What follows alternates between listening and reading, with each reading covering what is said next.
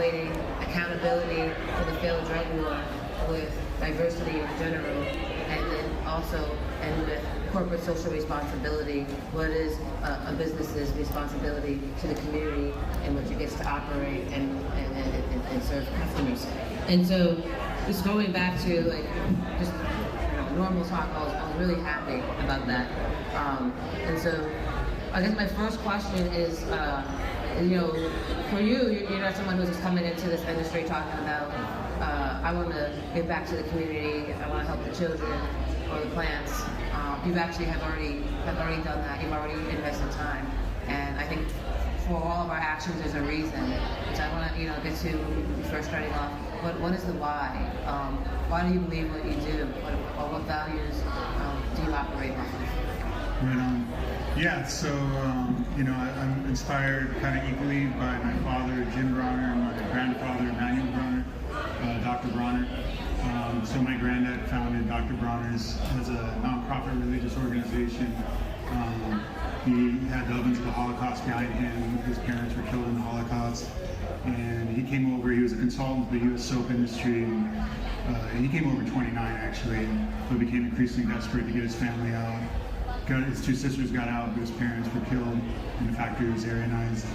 And his response to this tragedy was to somehow to see the mystical love and common, just the deep transcendent mystery and source energy that all the faith traditions and all the shamanic traditions are pointing at, and that in a nuclear-armed world, that if we didn't realize that transcendent unity, we were going to all kill ourselves. So he went around the country lecturing on his peace plan, what he called the Moral ABC, and wanted to basically just download, like, look, if we don't come together and realize our unity, we're going to all perish and kill ourselves. And on the side, he was selling his family's biodegradable, natural, versatile, concentrated, awesome soap. And people were coming more to buy the soap after a while, and word got out, wow, that's some good soap. And so at a certain point, he realized people weren't sticking around to hear what he had to say, and we're just taking soap. So he started writing what he had to say on the label of the soap. But he always saw the company as an engine. Like, the soap was there to sell the label and the message of peace and unity and unifying the human race. And so and it blew up in the counterculture, and he early on saw the disaster, the ecological disaster, just of petrochemical-based industries, and had this natural, versatile, concentrated, biodegradable soap. It blew up with the counterculture that was rejecting the war machine and the ecological catastrophe, and it really resonated. So anyways, coming forward here, it took me a while to really appreciate what he was all about, with the help of some of our sacred allies, cannabis and psychedelics. I had some massive experiences that I died into the love and light at the heart of existence in a few different times and ways, and realized my granddad was 100% on it. And I vowed to come into the company and just really appreciating what he was all about, that we would run the company as an engine for progressive social change. Like, how do we leverage business to drive a better world? And that prosperity doesn't mean anything if we're not all prospering, if we're not all better off. So that's basically my granddad's cosmic vision.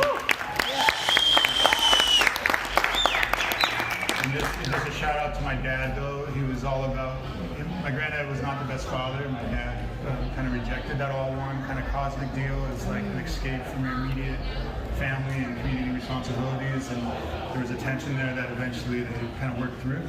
But my dad was the real example of like find real projects and real leverage points. Like, it's great, we want to unify spaceship Earth, but like, what do you immediately do? What's right in front of you that you can actually do something about?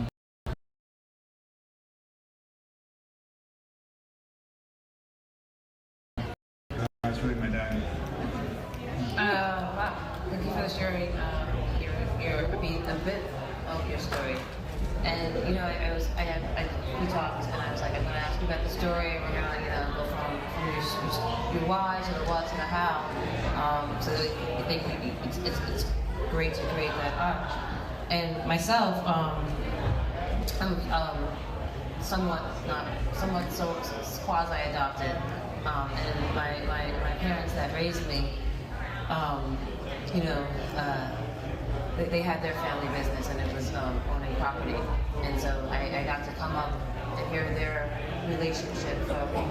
what journey they came through and what obstacles and challenges brought them to understanding or having a personal belief that the ownership of assets would be the way to be able to help the black race progress from economic hardship or white supremacy. And so that was, really, what they're about. Like, you have to own, you have to own.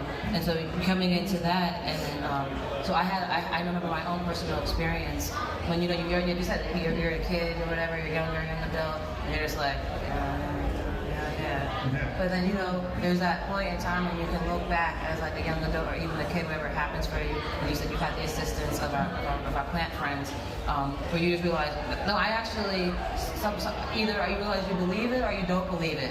And in my case, I realized I do believe that, black people are hella displaced or economically disadvantaged. I do believe, but you know what? I don't think that you, parents, having more money than the rest of my aunts and uncles in the family, you can't just tell me that somehow that has helped our race or even the family. Right? And so I realized that for me, and then was like, I agree that there's a problem. You just really have helped me identify that. But the tension is that I think the what is something different. And then for me, I have gone off with my life and I have done something different. I haven't pursued real estate development or anything like that. And nothing against people that do real estate development, but too bad. But I think it's important that we then understand that connection between the why and the what. Because a lot of times, a lot of us can agree on the why, and then it's like, then what do you go do with that? So when you found yourself in a leadership position within Dr. Bronner, so start there, and then we'll talk about how your lessons learned, how you have then used that to form the business model for Brothers David.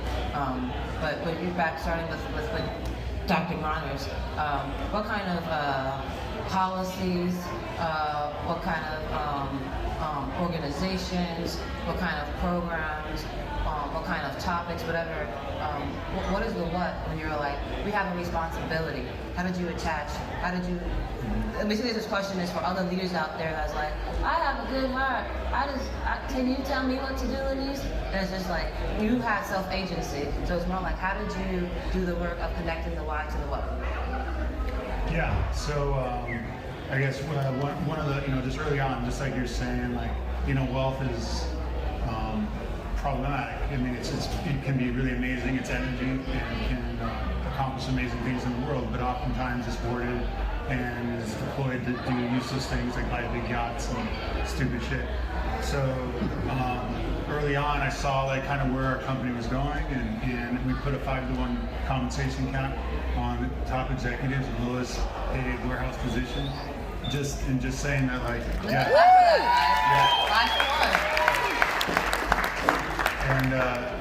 and I'm basically saying that no matter how profitable the business gets, that profit will go, whatever we don't need for the business to grow it and in the right way, and taking care of all our people and all the farmers and everyone in our supply chain and being in partnership.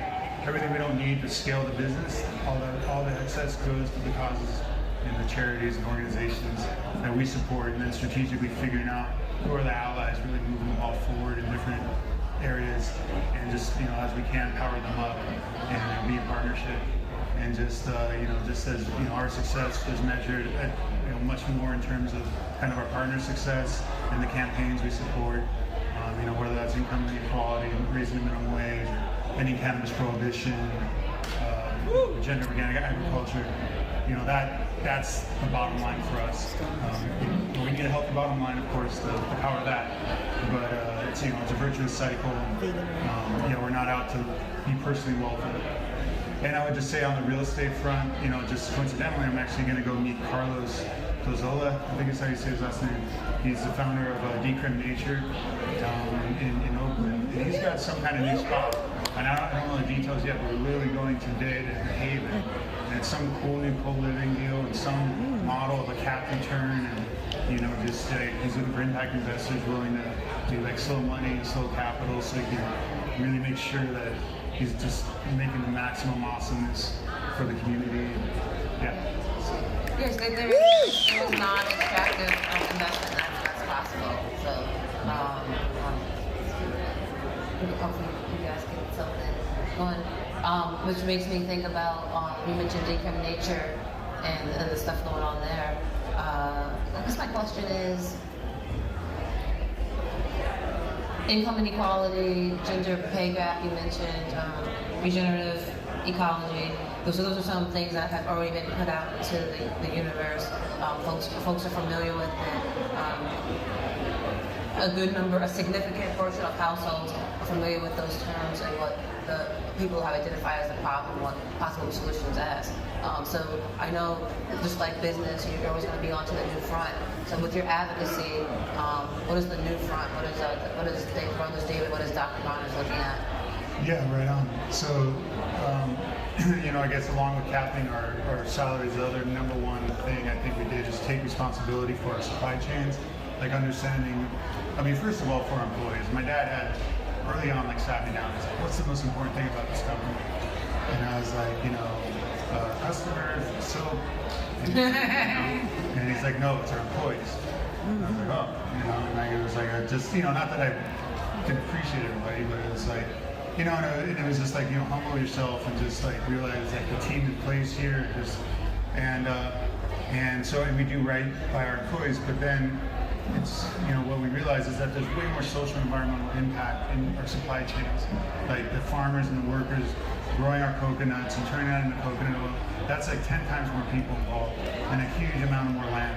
And as cool as what we do in Dr. Bronner's headquarters, it's way more important what we're doing in our supply chains. And unfortunately, it's pretty much a disaster. When I first came in, we were buying on price and spec. Who's got the cheapest coconut oil? You're buying from brokers, and you have no visibility into who's growing the coconuts and what conditions, what's happening. And so we took responsibility and just realizing that, wow, that's a disaster.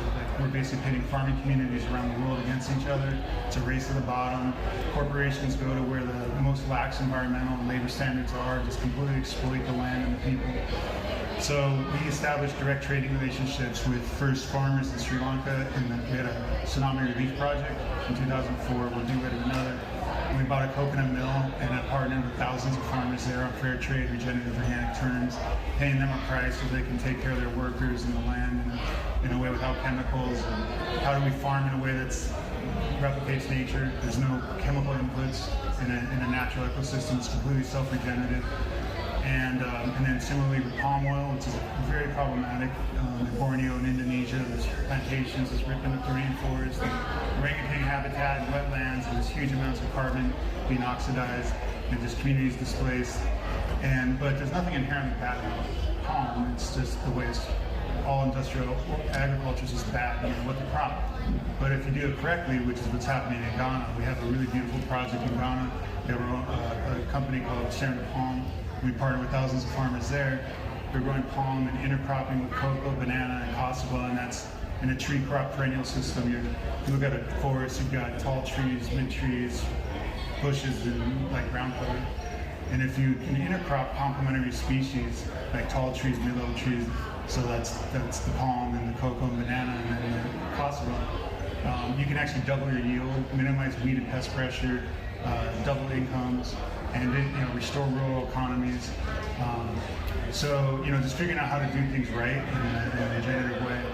And then we source our olive oil from majority from Palestinian farmers in the West Bank. And then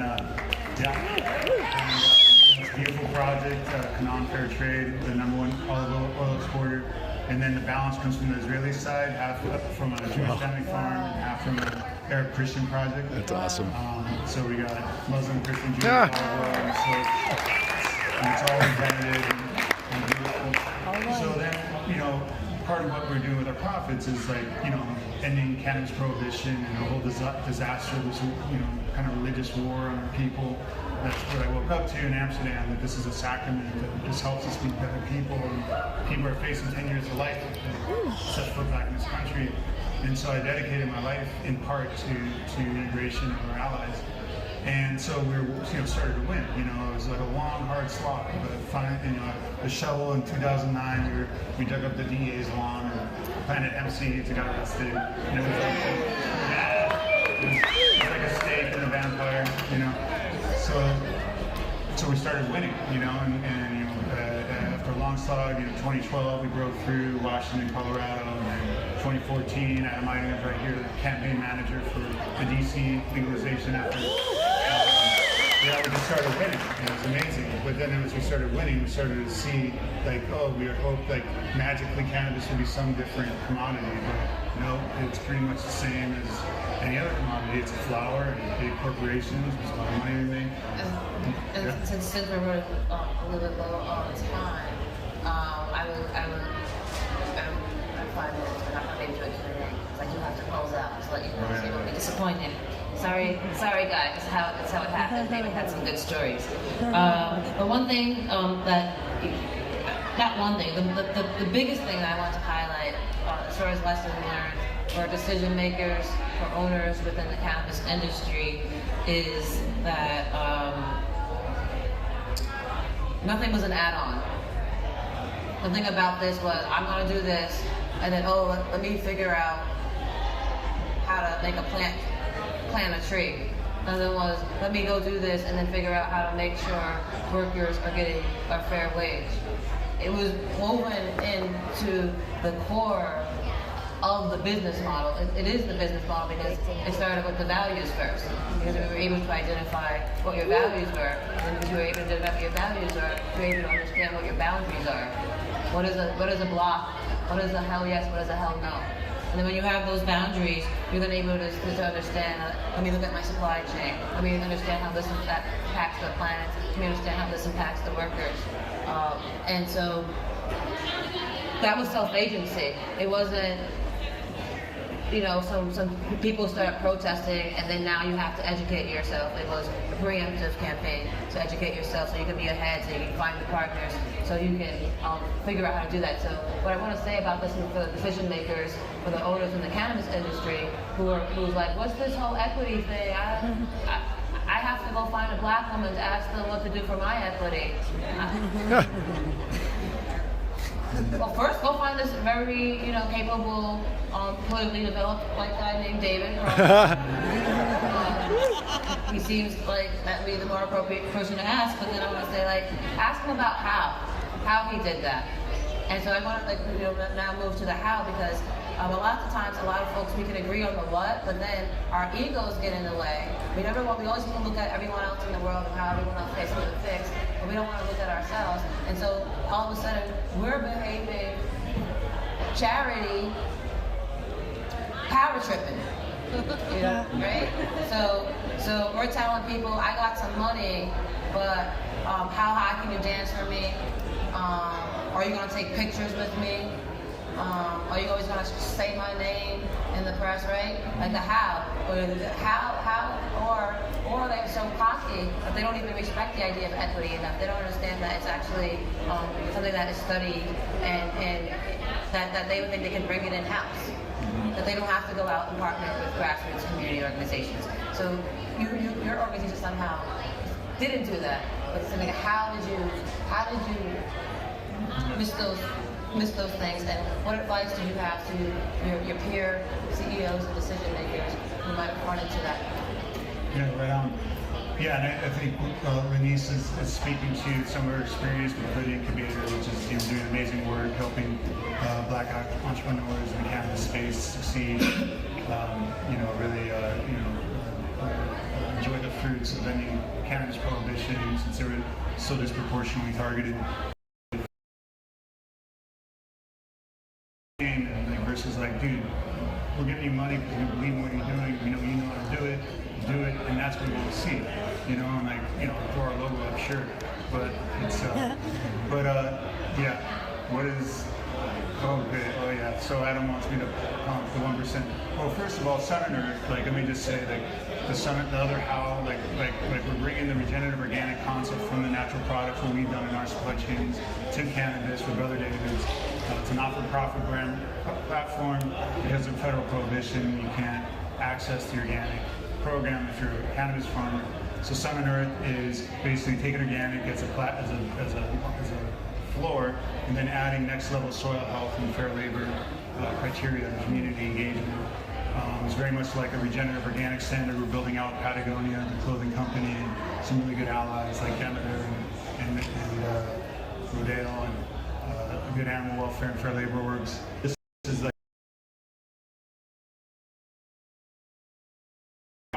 to help farmers get certified. Like, how do we lower the regulatory burden? How do we lower the taxes? And just how do we help the small organic regenerative farmers who've been doing it right succeed in the market? And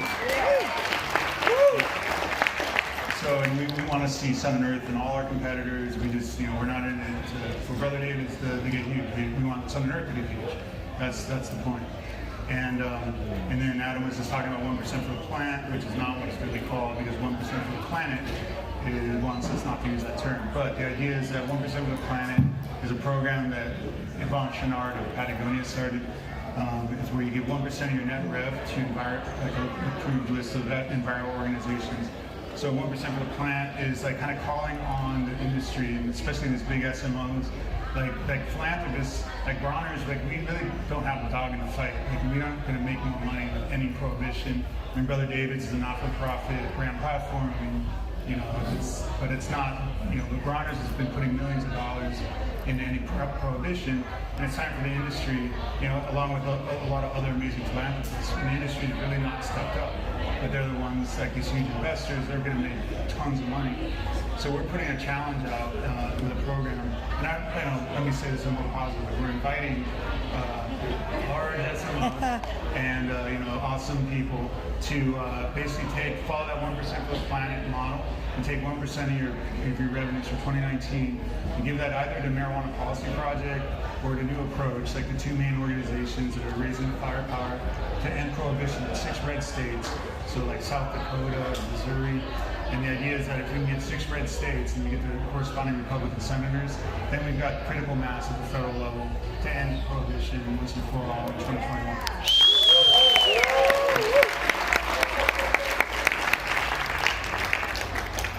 All right, so we're at the part of the close. I just want to say thank you. Thank you for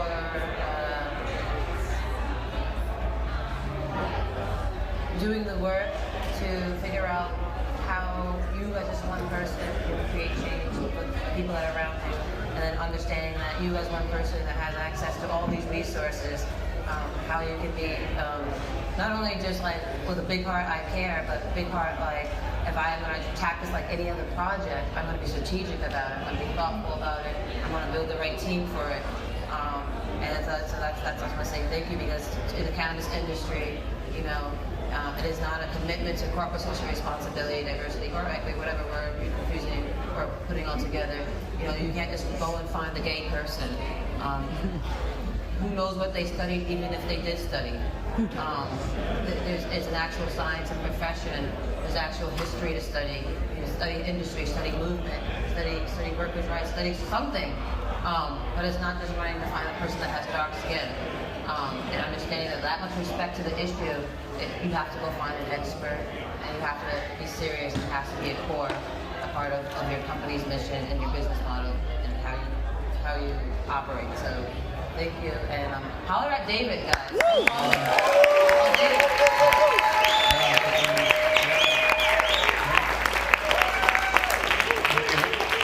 So one quick shout out to the big campaigns we're supporting in Oregon. There's a psilocybin therapy initiative. And then alongside that is a broad-based decriminalization of any mass incarceration Portugal-style measure in motion in Oregon. There's going to be another one in Washington State. And then, of course, Decrim Nature across the country. Plug in wherever you're at and help them win. Yeah.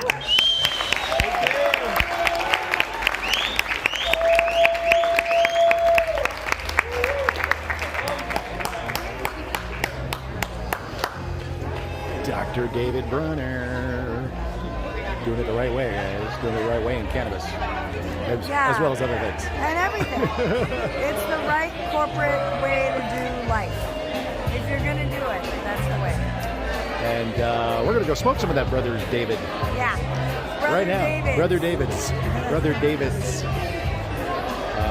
And as well as some other things in our new packs. Hey, we're going to try that too. We're going to have some fun. We'll see you guys later. All right, you have to charge my phone. See you in a little while. A couple of great panels. Reefer Revolution Live. Free the plant, free the people.